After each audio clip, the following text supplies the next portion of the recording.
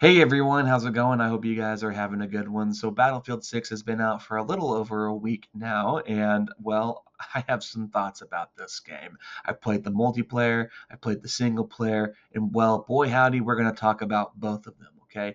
Now, one of the things I want to say before I go any further is EA has praised this game to high heaven, and it deserves it. It's a very good game, okay? But there are some things I would like to make you guys aware of if you have not played the game and you're interested in playing the game, or maybe you've played the game and you're kind of like, wow, like this part of the game is not fun. I don't want to play it, or you're fine with it, right? Uh,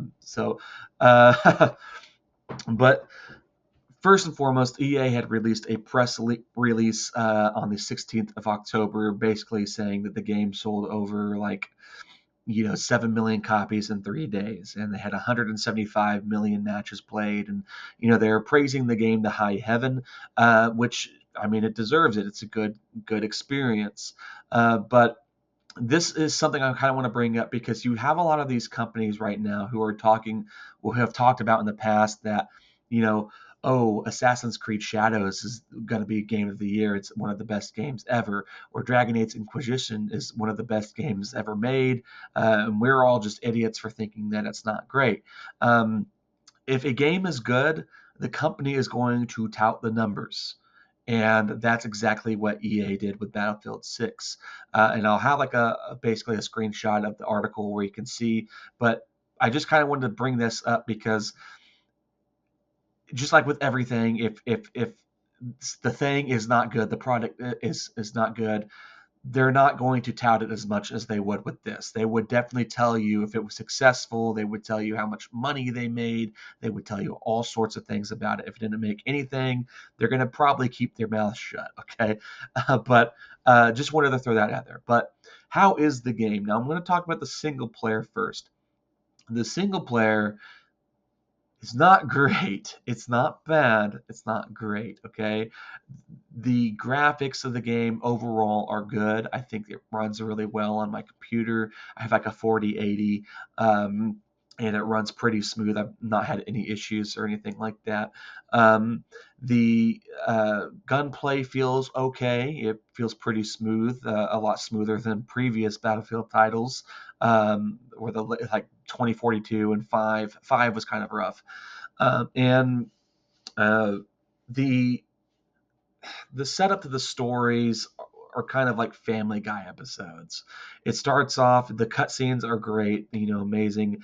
The first um, level you play is really good. It kind of reminded me a little bit of Bad Company 2, and then I was a little disappointed with what happened at the end of that. But then it kind of goes into this campaign where you find the person you're looking for, and it's just all about you know, oh, do you remember the time in Fallujah? And then you would go to Fallujah, and you weren't really Gibraltar, right? Remember the time in Gibraltar, and you go to Gibraltar and do your mission in Gibraltar, and then it would cut back to the cutscene. But that wasn't like the time in Cairo, was it? They're like, oh, don't talk to me about Cairo, and then you'd have the mission in Cairo. It's just set up like that, and it reminded me of a Family Guy episode where the member berries and remember the Death Star, stuff like that. And the AI was just stupid. They were absolute garbage. Your teammates were garbage. They were only useful to spot the enemies. I played it on the hardest difficulty, and they didn't shoot at anything really.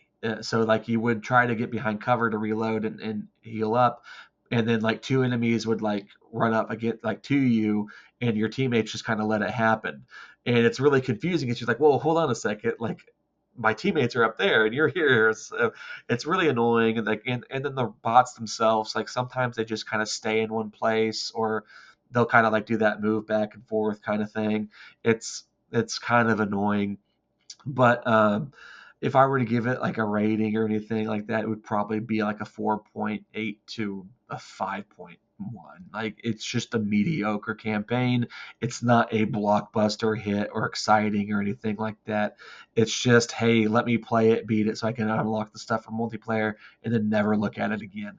that's how it was. I think in terms of Battlefield, the best campaigns were in Battlefield 3 and 4. Battlefield 3, I think, had the multiplayer campaign, which I wish they would have brought that back in previous in other titles as well as this one, because that was really fun to do. But moving on to the multiplayer, the bread and butter of Battlefield, right? So the thing that I thought would be the most problematic was going to be the dragging mechanics to revive your squad mates. That actually was not the case. It's actually really smooth. It's a lot smoother than I thought it would be. I've not had any problems really with it. The only time I have an issue is like if you're kind of elevated a little bit and then you go down just slightly, it will let go of the teammate. But other than that, I haven't really had any kind of issues with that, which was really surprising to me. I thought that that would be the most problematic thing. But that ran really well. The game itself runs really well. Everything looks good. The maps all look great. They look great. We'll talk about that in a second. And um, I think the soldiers all look pretty good. It's nice to see soldiers out there instead of like 20 McKays and 15 Sundances and 3 Falcons. It's nice to see the specialists are gone. So, but speaking of the specialist, right, the classes, I think that the take not having the closed weapons isn't as bad as I thought it would be, because there were a couple of things I was worried about with this, and I will say I'm a little surprised, pleasantly surprised that it works as well as it does. What I mean by that is, with closed weapons, like an engineer wouldn't be able to use a sniper rifle, but with the open weapons like they wanted to tout, if you do use a sniper rifle as an engineer, your sway is going to be a lot worse. You're not going to be able to hold your breath. You're not. It's going to be harder for you to connect your shots because you're not proficient in that weapon. It's not as it's not as bad as I thought it would be. It's not as annoying as I thought it would be. Uh, I guess you could say it's annoying in a sense that they're missing their shots, and you keep hearing it go whizzing right past you. But I remember there's a game I was playing with a friend where we were getting sniped at by somebody, but it was like never connecting, and I wasn't really worried about it. And he goes, "Is there a sniper shooting at us?" I was like, "Yeah," but I wasn't too worried. He hasn't like came close at all. So, but it is hard to hit your shots if you're not playing recon now. Um, with the other weapons, maybe it's they're a little easier to use, but there are certain traits that are more beneficial to do as the class they're provided for. Um, with the closed weapons, the more traditional Battlefield, I had a feeling that when they implemented it, like they did in the beta, it would kind of be hidden. It's still the same thing. It's kind of hidden behind everything. So if you want to play closed weapons, and what I mean by that, the classes in Battlefield used to have their own weapons, right? So recons obviously had sniper rifles, and then they can use carbines and shotguns and DMRs. Shotguns, carbines, and DMRs were like available to all the classes. The support class had the LMGs. The engineers had PDWs, or SMGs rather. So every class had their own weapons, right? And people were worried about them kind of taking that identity away, including myself. But it's not as bad as I thought it would be. Now, the maps. The maps themselves feel different. They're not like Call of Duty. They're not like Battlefield. They kind of feel like its own, an imitation of Battlefield almost. The only things that kind of feel like Battlefield-esque maps, with the exclusion of Firestorm because it's a remake, is Myrick Valley and Liberation Peak. The other ones, I think the problem with them is there's a lot of building fighting in those maps, where it doesn't really feel like a Battlefield experience. It just kind of feels like something else. That's kind of how I've been thinking about it. The destruction is pretty good. It's pretty cool. I wish there was a little bit more like Battlefield Bad Company 2, like you can completely level buildings, like utterly just destroy them. Here it's just like, oh well, the wall came down. Okay, well, you can't destroy anything else, you know, but it was enough to take down that outside wall. So that's kind of meh, meh. But other than that, I think that it looks really good. It's not as clanky or buggy or anything. Everything I think looks good. Now, in terms of the gunplay and everything, so this is where it kind of gets a little off-putting to some people. Okay, so every Battlefield game that's come out, there's always been some sort of netcode issue. There's always been some sort of time to kill issue, hit registration issue. Those have always been fixed and addressed, right? It's no different with this one. There's netcode issues. Okay, there have been times where I slid into cover and then I just die. And it's like, well, how did he get me? Like, there's no way he had an angle on me, right? And then there's times where you're, trying to get somebody and your shots just don't feel like they're connecting. Um, and then there are times it feels like you die really quick or you kill somebody really quick. It's just those issues are present. Just be mindful that this is a pretty new game. They are aware of it. It will be fixed. If you are a Battlefield veteran, remember Battlefield 4, how bad the netcode was in Battlefield 4. And if you're not a Battlefield veteran, watch Battlefield Friends make their videos on Battlefield 4 because they talk about how bad the net code was in that game because it was truly abysmal. But there are those issues, and those were kind of to be expected. And I'm thankful it's not as bad. It's just I know it is annoying, and it would definitely probably off-put some players who are new to Battlefield, who are coming from other shooting games. But the challenges seem to be a little bit overbearing, especially for newer players. You know, if you're a new player and you're not used to these kinds of games and you're getting wrecked every which way and you're expected to perform 300 headshots with a carbine and you're averaging 5 kills a match, it could be a little annoying. So I think they are a little too grindy, even as somebody who has played Battlefield forever. Um, I think that they could dumb it down just a little bit, but some people may disagree on that. It's just, well, it's a skill issue. Well, it can also, disenfranchise some people from wanting to play it. Um, it is what it is. I think it should be dumbed down just a little bit, not like drastic. I'll perform 25 headshots or whatever. That's a little meh, but 300. I mean, come on, like I think that's just a little much. Um, let's see if there's anything else I wanted to talk about. There are metas in the game. Obviously, the N4A1 is a very powerful weapon. Um, a lot of people you'll see use that. LMGs are another one. They're very, very strong. With the classes, I feel like the assault class is kind of just made for Call of Duty players, to be honest.